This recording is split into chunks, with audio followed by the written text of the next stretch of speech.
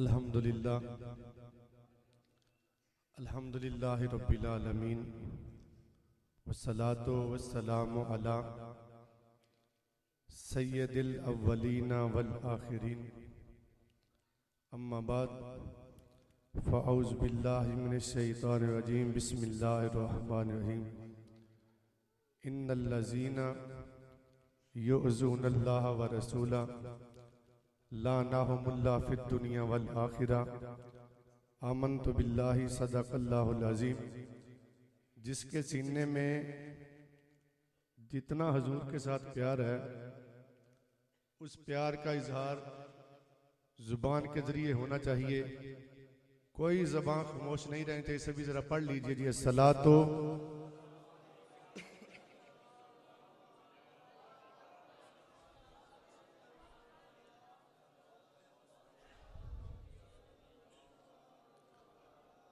वो बंदा दरूद पढ़े जो बंदा ये नियत करके आया है मैं दरूद पढ़ूंगा मकीन ने गुम्बदे खजरा कल क़यामत वाले दिन मेरी शिफात फरमाएंगे। वो बंदा पढ़े जी अस्सलातु वस्सलामु अलैका।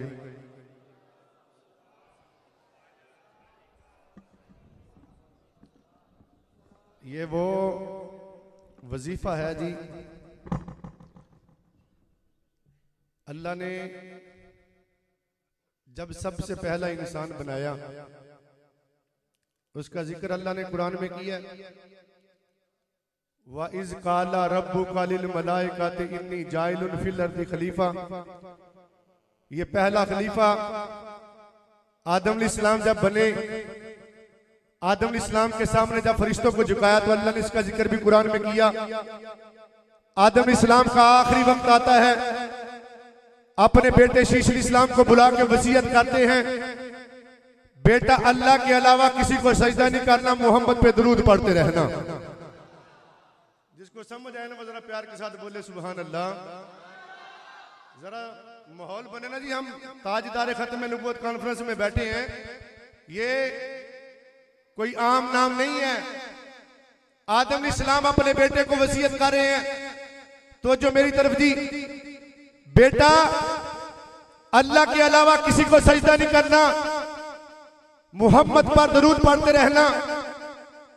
बेटे ने बाप से अर्ज किया अब्बा जी पहले इंसान आप हो, आपसे पहले इंसान कोई नहीं, आप अल्लाह के नबी, मैं भी अल्लाह का नबी, ये जो तीसरा नाम ले रहे हो मोहम्मद ये है कौन? अब बाप बेटे को तारीफ करे बेटा सुन, जब मैं जन्नत में दाखिल हो रहा था तो जन्नत के दरवाजे पे मोटा मोटा लिखा हुआ था ला इलाहा इल्लल्लाहु मुहम्मदुर रसूलुल्लाह। बेटा मैं जन्नत में जिंदगी के अय्याम गुजार के आया हूं, जन्नत के दरख्तों के पत्तों पे लिखा हुआ था ला इलाहा इल्लल्लाहु मुहम्मदुर रसूलुल्लाह। बेटा मैं अल्लाह की रजा से जमीन पे आया, 300 साल तक रोता रहा, आंसू बहाता रहा, अल्लाह को सत्तार भी कहता रहा, गफ्फार भी कहता रहा, रहीम भी कहता रहा, करीम भी कहता रहा, तल्ले भी लेता रहा, मिन्नतें भी करता रहा। मेरी तौबा कबूल नहीं होती थी। बेटा मैंने जैसे ही नामे मोहम्मद लिया अल्लाह ने मेरी तौबा कबूल फरमा ली थी। बेटा ये वो नाम है, जब मैंने तेरी वालिदा हव्वा से निकाह का इरादा किया तो हुक्म आया आदम पहले हक मेरा अदा करो। तो मैंने अर्ज किया मालिक जन्नत में था, तेरी रजा से जमीन पे आ गया, खाली हाथ हूं, मेरे पास सोना भी नहीं है, मेरे पास चांदी भी नहीं है, मेरे पास हीरे भी नहीं है, मेरे पास जवाहरात भी नहीं है। मालिक दुनिया का माल नहीं बता, हक मेरे में क्या दूं? बेटा मुझे हुक्म हुआ था जो प्यारा नाम जन्नत के दरवाजे पे पढ़ के आए हो। अगर समझ आइए फिर कहना सुभान अल्लाह। बेटा मैंने जब ये अर्ज किया अल्लाह बता, ऐ मेरे खालिक मेरे मालिक बता मैं अकबर में क्या दूं, तो मुझे हुक्म हुआ था आदम जो प्यारा नाम जन्नत के दरवाजे पे पढ़ के आए हो, जो प्यारा नाम तुमने जन्नत के दरख्तों के पत्तों पे पढ़ा, जिस नाम की बरकत से आदम हमने तुम्हारी तौबा कबूल की, यहाँ फर्श जमीन पे खड़े होकर उस प्यारे मोहम्मद पर 20 दफा दुरूद पढ़ो, हम तुम्हारा हक महर कबूल फरमा लेंगे। और जिसने भी पढ़ा, जिस अंदाज में भी पढ़ा, क्योंकि ये खत्म नबूवत के नाम से मसूम है, जितना मुझे वक्त मिला जी उसमें कोशिश करूंगा कि आपके ज़ौक़ को दुबाला कर सकूं। जो बंदा ऐसे अगली बात सुनना चाहता है वो जरा प्यार के साथ कहे सुभान अल्लाह। ये जी ये आज ये कॉन्फ्रेंस नहीं हो रही, ये सभी अब आप जानते हैं जी मुल्क पाकिस्तान कब बना जी, सारे बोलना 1900, सारे बोलना 1900। ये मुल्क पाकिस्तान जब बनने जा रहा था, अभी बना नहीं, ऐलान हुआ था मुल्क पाकिस्तान बनना। कोई छोटा था या कोई बड़ा था, कोई अमीर था या कोई गरीब था, जिसके सीने में रसूलुल्लाह की मोहब्बत थी, बस एक ही नारा लगा रहा था, लेके रहेंगे पाकिस्तान, बन के रहेगा पाकिस्तान। पाकिस्तान का मतलब क्या भाई, बोलना पड़ेगा। पाकिस्तान का मतलब क्या? यह 1947 में मुल्क पाकिस्तान बना। मुल्क पाकिस्तान बनने के बाद जो इसके हालात हुए, शायद आप उससे वाकिफ नहीं है। 1947 में मुल्क पाकिस्तान बनता है, 1948 गुजरता है, 49 गुजरा, 50, 51, 52, 53 जब आया, ये मुल्क जो ला इलाहा इल्लल्लाह के नाम पे बना, जिसकी बुनियाद में लाखों लोगों ने खून दिया, जिसके बनने पे हजारों बेटियों ने अपनी जानें दी, कुओं में शांगलांगे लगाई, दरिया में डूब के मरी, और उनका एक ही नारा था, पाकिस्तान का मतलब क्या? जितने बंदे उतनी आवाज नहीं है। पाकिस्तान का मतलब क्या? चलो आस्ता आस्ता बोल लेने, बाहरों सुन के ना आ जाए, आस्ता आस्ता बोल लेते हैं। हमने कौन सा किसी का कर्ज देना जी, जोर से कहा ना ला इलाहा इल्लल्लाह, ये दरो दीवार कल को गवाही दे देंगे। मालिक ये क्लेयर की मस्जिद में बैठे थे, ला इलाहा इल्लल्लाह का जिक्र कर रहे थे, अल्लाह हम इसकी गवाही देते हैं, ये तो ईमान वाला था, इसको जन्नत दे दे। पाकिस्तान का मतलब क्या? ये पाकिस्तान जो ला इलाहा इल्लल्लाह के नाम पे बना, बदकिस्मती से 1953 में इस मुल्क में वजीर कानून वो आता है, इस मुल्क में वजीर वो आता है जो मजहबी इतबार से कादियानी था। आते ही उसने ऐलान किया, मुल्क पाकिस्तान में आज के बाद कोई खत्म नबूवत नाम की कॉन्फ्रेंस नहीं होगी, खत्म नबूवत के नाम का कोई जलसा नहीं होगा, कोई नारा भी नहीं लगा सकेगा, दो बंदे इकट्ठे होकर खड़े भी नहीं हो सकेंगे। जब ये दौर आया, लोग अपने बच्चों को घरों में बंद कर रहे थे, बेटा बाहर नहीं निकलना, तू खत्म नबूवत की बात करेगा तुझे जेल में भेज दिया जाएगा, तू खत्म नबूवत की बात करेगा तुझ पे पर्चा दे दिया जाएगा। लोग अपने घर में अपने बच्चों को बंद कर रहे थे। उस दौर में एक बूढ़ा बाबा जिसकी कमर झुकी हुई है, दाढ़ी के बाल भी सफेद हैं, स्कूल का टीचर भी नहीं है, इलाके का चौधरी भी नहीं है, मस्जिद का खतीब भी नहीं है, मस्जिद का इमाम भी नहीं है।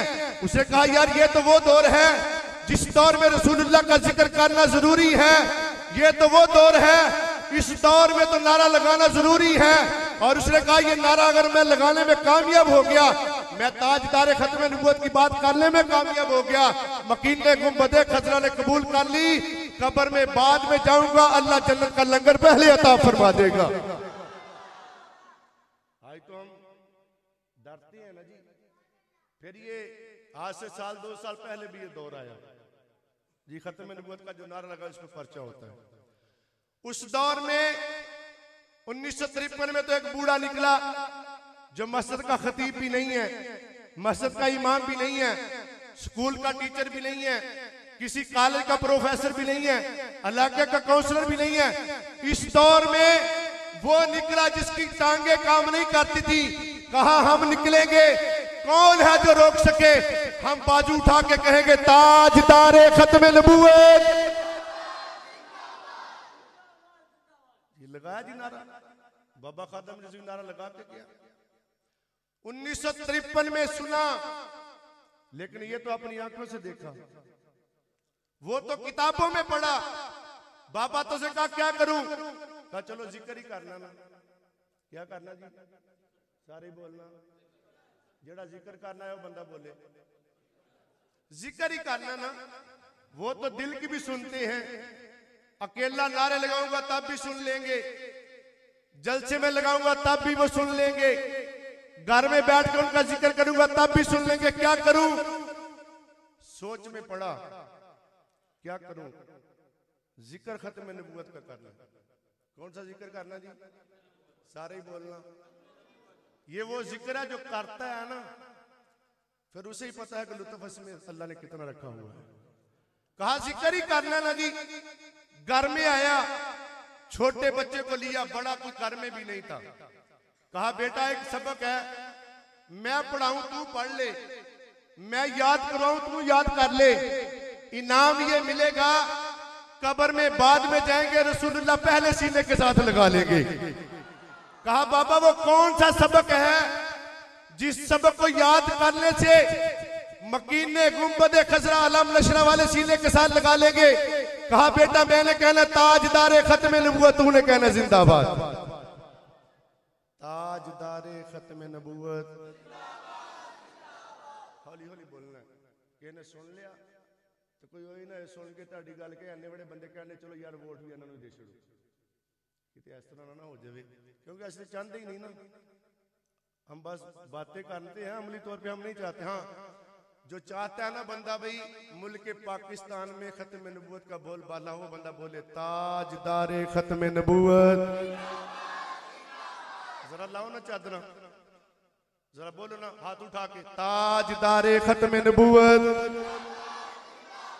जो ये चाहता मैं कब्र में जाऊं, मेरे हाथ भी सलामत रहे, मेरा जिस्म भी सलामत रहे, मेरा चेहरा भी सलामत रहे। वो मुनकर नकीर जब सवाल पूछने आए, मकीने गुंबदे खजरा खुद फरमाए ना ना ये कोई गैर नहीं है, ये तो अपना है।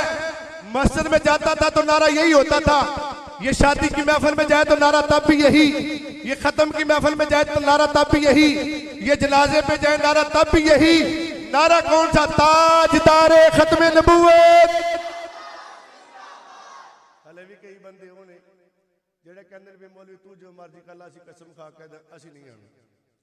तो ये सच्ची बात है। कुछ होते हैं जो आते हैं लंगर खाने के लिए, कुछ ऐसे भी आते हैं, कुछ वो हैं जो आते हैं देख लेंगे चलो वेखेंगे मौलवी कितना जोर लांदा। कुछ वो होते हैं जो आते हैं इस नीयत के साथ जी मैं महफिल में चला हूं, जाके मकीने गुंबदे खजरा का जिक्र करूंगा, मरने के बाद जब कब्र में जाऊंगा मकीने गुंबदे खजरा अपने सीने के साथ लगा लेंगे। अब जो ये चाहता ना जी मकीने गुंबदे खजरा सीने के साथ, वो बंदा बोले ताजदारे खत्म नबूवत। हले भी कई बंदों को यकीन नहीं आ रहा। ताजदारे खत्म नबूवत, ताजदारे खत्म नबूवत। लो जी मैं अपनी बात की तरफ वापस आकर जल्दी समेट रहा हूं। बाबा घर में आया, अपने पोते को कहा बेटा ये सबक है तू याद कर ले, दोनों के लिए ये निजात का सबब होगा। मकीने गुंबदे खजरा मेहरबानी फरमाएंगे, क़यामत में भी शिफात होगी, जन्नत भी मिल जाएगी। कहा बाबा पढ़ा सबक, बाबे ने पढ़ाया ताजदारे खत्म नबूवत।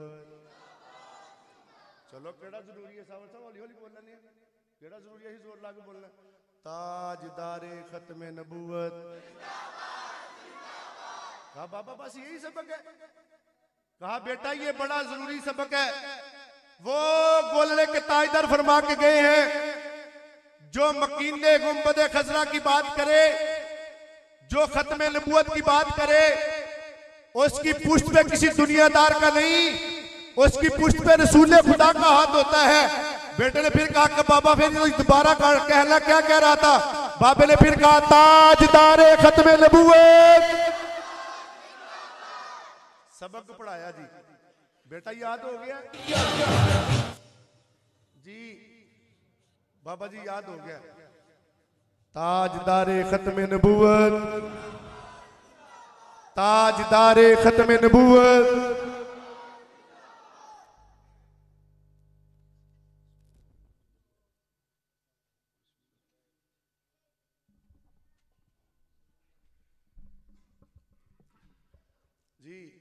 जो अगली बात सुनना चाहे जरा बोले ना सुभान अल्लाह। बाबे ने जब ये पढ़ा लिया ना, कहा बाबा इतना आसान, कहा बेटा याद हो गया, बाबा याद हो गया। कहा बेटा सुना, बाबे ने फिर कहा ताजदारे खत्म नबूवत,